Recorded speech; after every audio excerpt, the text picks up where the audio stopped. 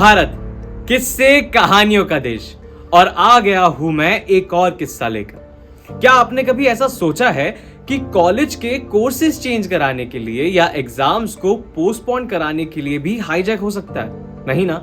लेकिन अगर मैं बोलूं कि ऐसा हुआ है तो फिर देर क्या करना, आइए शुरू करते हैं। नमस्कार, मेरा नाम है अक्षत और आप देख रहे हैं एबीपी लाइव पॉडकास्ट। वो दिन था 10 अप्रैल 1993 का, जब इंडियन एयरलाइंस की एक फ्लाइट बोइंग 737 लखनऊ से दिल्ली जा रही थी।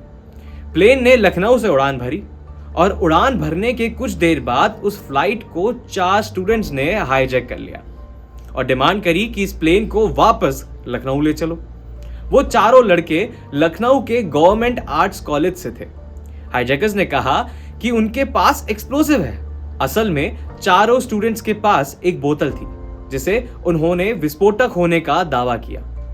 जब उन्होंने डिमांड बतानी शुरू करी, उन्होंने कहा कि कॉलेज के कोर्सेज में चेंजेस कराया जाए, और उनके कॉलेज में एक प्रोफेसर थे जिनको अवार्ड दिया जा रहा था, तो उन्होंने कहा उनका अवार्ड कैंसिल कराया जाए, यानी उनको अवार्ड नहीं दिया जाए। और साथ ही ये भी डिमांड करी कि उनके एग्जाम्स भी पोस्टपोन हो जाए। वो इसलिए क्योंकि उनकी यूनिवर्सिटी कुछ समय के लिए बंद हुई थी, और इसके पीछे का कारण था दिसंबर 1992 में हुए दंगे।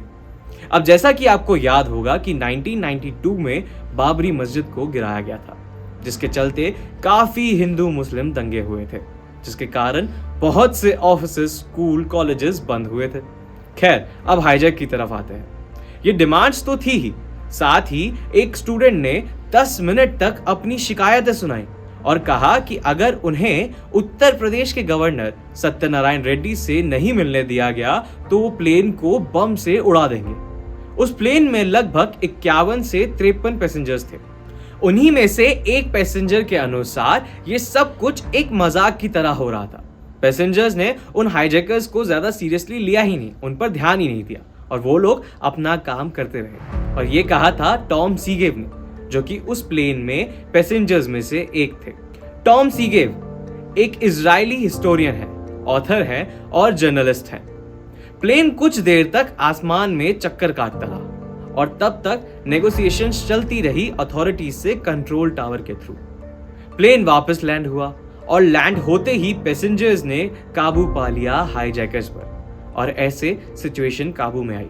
और उसी वक्त सत्यनारायण रेड्डी एयरपोर्ट पर पहुंचे ही थे नेगोशिएशंस के लिए, लेकिन तब तक पैसेंजर्स ने ही हाईजैकर्स को न्यूट्रलाइज कर लिया था। लेकिन तब भी, यानी जब उनको पकड़ लिया गया और पुलिस कस्टडी में ले लिया गया, तब भी उन्हें परमिशन दे दी गई रेड्डी से मिलने के लिए, जिससे वो अपनी सारी दिक्कत और परेशानियां बता सके।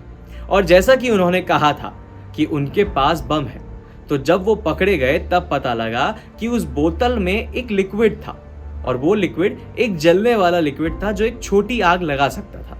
खैर, उनको पकड़ लिया गया। पैसेंजर्स और क्रू मेंबर्स को कोई नुकसान नहीं हुआ। तो ये था किस्सा एक हाईजैक का।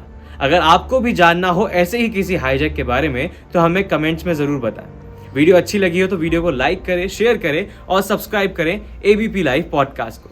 मिलेंगे अगले एपिसोड में, जानेंगे ऐसे ही किसी किस्से के बारे में। धन्यवाद।